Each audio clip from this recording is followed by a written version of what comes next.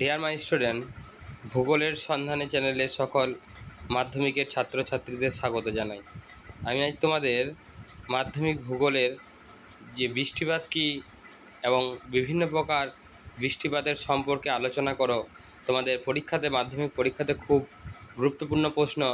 এই পরীক্ষাতে, মাধ্যমিক পরীক্ষার জন্য প্রচুর গুরুত্বপূর্ণ, এবং এখানে যে বিভিন্ন প্রকার বৃষ্টিপাত আছে, সেই বৃষ্টিপাতের মধ্যে যে কোনো এক ধরনের বৃষ্টিপাত কিন্তু পরীক্ষাতে একটি টিকা রূপে তোমাদের আসে।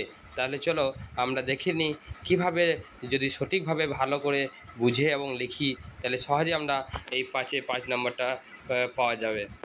চলো দেখো, বৃষ্টিপাত কি এর শ্রেণীভাগ আলোচনা করো, অথবা দিয়ে প্রশ্ন দিয়েছি বিভিন্ন ধরনের বৃষ্টিপাত সম্পর্কে আলোচনা করো। প্রথমে আমাদেরকে জানতে হবে যে বৃষ্টিপাত কি। দেখো, মাধ্যাকর্ষণ শক্তির প্রভাবে ঘনীভূত জলীয় বাষ্প ভূপৃষ্ঠের তরল রূপে নেমে আসাকে বৃষ্টিপাত বলা হয়। অর্থাৎ কী বলছে, মাধ্যাকর্ষণ শক্তির প্রভাবে যদি কোনো জিনিস উপর থেকে ছুড়ে হয়, সেটা নিচের দিকে পড়ে, সেটা কিন্তু মাধ্যাকর্ষণ শক্তির প্রভাব। তাহলে সেই মাধ্যাকর্ষণ শক্তির প্রভাবে যখন ধরো আমরা জানি প্রচুর গরমের ফলে জল উত্তপ্ত হয়ে বাষ্প হয়ে উপরে উঠে, সেটা ঘনীভবন প্রক্রিয়ায় মেঘ হয়, মেঘের পর সেটি আবার ভূপৃষ্ঠে বৃষ্টিরূপে বা তরল রূপে নেমে আসে, সেটি কিন্তু বৃষ্টিপাত। তো প্রকৃতি অনুসারে বৃষ্টিপাতকে 3 ভাগে ভাগ করা যায়: একটি পরিচলন বৃষ্টিপাত, একটি শৈলক্ষেপ বৃষ্টিপাত, একটি ঘূর্ণিবাতজনিত বৃষ্টিপাত। চলো আমরা এই পরিচলন বৃষ্টিপাত সম্পর্কে আজকে ভাবে জেনে নিই। দেখো, পরিচলন বৃষ্টিপাত, রেনফল। ভূপৃষ্ঠ ধরো উষ্ণ হলে, যে কোনো কারণে ভূপৃষ্ঠ উষ্ণ হয়, তাহলে পরিচলন পদ্ধতিতে জলীয় ও বাষ্পপূর্ণ বায়ু প্রবল বেগে উপরে উঠে, ধরো ভূপৃষ্ঠে উষ্ণ হলো,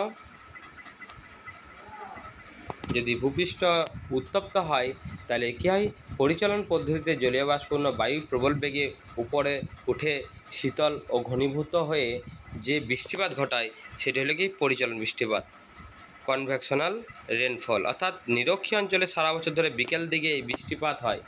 ঠিক আছে, এই পরিচলন বৃষ্টিপাত নিরক্ষীয় অঞ্চলে দেখা যায় বিকেল দিকে, ফোরো রেনগুলোকে বলা হয়।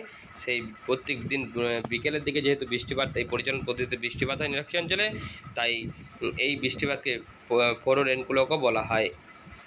এটা নিরক্ষীয় অঞ্চলে 5 থেকে 10 ডিগ্রির মধ্যে সংঘটিত হয়, এবং নিরক্ষীয় অঞ্চলে গড় বৃষ্টিপাতের পরিমাণ 200 থেকে 300 সেমি ডিগ্রি বললাম, তো দেখে নাও, তোমরা ছবিতে দেখতে পাচ্ছ, সেখানে কোনো কারণে বায়ু উত্তপ্ত হয়ে, জলীয়বাষ্পন বায়ু হালকা হয়ে উপর দিয়ে যত উত্তপ্ত হয়, সে হালকা হয়ে উপরে উঠে যায়। তার ফলে কী হয়, ঘনীভূত হওয়ার পর সেটি আবার বৃষ্টিরূপে ভূপৃষ্ঠে পতিত হয়। এটি হলো পরিচলন পদ্ধতি। ক্লিয়ার? দেখো, ছবিতে খুব সুন্দরভাবে দেওয়া আছে, তোমরা পারলে পরীক্ষাতে খুব সুন্দরভাবে এই ছবি কিন্তু আঁকতে হবে। চলো দেখি। তারপরে দেখো, শৈলক্ষেপ বৃষ্টিপাত। শৈলক্ষেপ বা অর্গানিক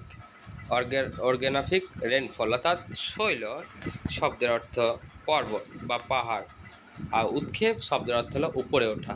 অর্থাৎ শৈল মানে আমরা জানলাম যে পর্বত বা পাহাড়, উৎক্ষেপ মানে উপরে ওঠা। অর্থাৎ তোমাদের এখানে মনে রাখতে হবে, শৈলক্ষেপ বৃষ্টিপাত বলতে যখন জলীয় বাষ্পপূর্ণ বায়ু ভূপৃষ্ঠের ওপর দিয়ে প্রবাহিত হওয়ার সময়, ধরো জলীয় বাষ্পপূর্ণ বায়ু ভূপৃষ্ঠের ওপর দিয়ে প্রবাহিত, যে যদি ওই ভূপৃষ্ঠের মধ্যে কোনো পাহাড় বা পর্বত অবস্থান করে, তাহলে কী হবে, তাহলে জলীয় বাষ্পপূর্ণ বায়ুটা কিন্তু পর্বতের মধ্যে ধাক্কা পাবে বা বাধা পাবে। তাহলে যেখানে বাধা পাওয়ার পর সেখানে সরাসরি ধাক্কা খাওয়ার পর উপরে উঠে যাবে, সেটা ঘনীভবন প্রক্রিয়ায় সেখানে বৃষ্টিপাত হবে। ঠিক আছে, তাহলে যেখানে বাধা পাওয়ার পর সরাসরি জলীয় বাষ্পপূর্ণ বায়ু হালকা হয়ে উপর দিকে উঠে যাবে, তার ফলে সেখানে বৃষ্টিপাত হবে। সেই ঢালটাকে বলা হয় প্রতিবাদ ঢাল। অর্থাৎ যে ঢালে বৃষ্টিপাত ঘটে সেটা হলো প্রতিবাদ ঢাল। যেহেতু পর্বতের ধাক্কা খেয়ে জলীয় বাষ্পন উপর দিকে উঠে যেখানে বৃষ্টিপাত হচ্ছে, তাইকে শৈলক্ষেপ বৃষ্টিপাত বলা, যেহেতু পাহাড়ে ধাক্কা খাওয়ার বৃষ্টিপাত। আর যে ঢালে বৃষ্টিপাত হয় না, অর্থাৎ যেখানে সামান্য জলীয় বাষ্পন বায়ু পৌঁছায় কিন্তু বৃষ্টিপাত সামান্য, সেখানে সেই পরিমাণ হয় না, সেই অঞ্চলটিকে বলা হয় অনুবাদ ঢাল। তা অনুবাদ ঢালটিকে বলা হয় বৃষ্টির ছায়া অঞ্চল। দেখো, খুব সুন্দরভাবে ছবি দেওয়া আছে, তোমরা ছবিটা লক্ষ্য করো। তোমরা দেখো, খুব সুন্দরভাবে দেখানো আছে তীর চিহ্নের মাধ্যমে কীভাবে কী বৃষ্টিপাত হচ্ছে। প্রতিবাদ ঢালে দেখো বৃষ্টিপাত হচ্ছে, কিন্তু অনুবাদ ঢালে কিন্তু বৃষ্টিপাত হয়নি। উদাহরণ দিতে পারো তোমরা, ভারতের মেঘালয় মালভূমির প্রতিবাদ ঢালে চেরাপুঞ্জি ও মৌসুমী নামে শৈলতকে বৃষ্টিপাত দেখা যায়। তারপরে আছে ঘূর্ণবাদ জনিত বৃষ্টিপাত, সাইক্লোনিক রেনফল, অর্থাৎ বাতাসের ঘূর্ণন গতির জন্য জলীয় বাষ্পপূর্ণ আর্দ্র বায়ু যখন উপরে উঠে শীতল ঘনীভূত হয়ে যে বৃষ্টিপাত ঘটাচ্ছে সেটা ঘূর্ণিবাদ জনিত বৃষ্টিপাত। অর্থাৎ ক্রান্তীয় নাতিশীতোষ্ণ মণ্ডলের দেশগুলিতে এই ধরনের বৃষ্টিপাত ঘটে। অর্থাৎ ঘূর্ণিঝড় সৃষ্টির ফলে আমরা বললাম যে যখন বাতাসের ঘূর্ণন গতির জন্য জলীয় বাষ্প বায়ু আর্দ্র বায়ুর উপরে উঠছে, যে ঘূর্ণিঝড় সৃষ্টির ফলে যদি জলীয় বাষ্প প্রবাহিত হয়, সেই অবস্থায় ঘূর্ণিঝড় যদি সৃষ্টি হয়, তার ফলে যে বৃষ্টিপাত ঘটায় সেটা হলো ঘূর্ণিবাদ জনিত বৃষ্টিপাত। তোমরা ভালোভাবে ছবিতে লক্ষ্য করো, খুব সুন্দরভাবে দেওয়া আছে, দেখো। শ্রেণীভাগ এর আবার ভাগ আছে। ঘূর্ণিবাদ জনিত বৃষ্টিপাত দুই ভাগে, ক্রান্তীয় ঘূর্ণিবাদ জনিত বৃষ্টিপাত আর নাতিশীতোষ্ণ ঘূর্ণিবাদ।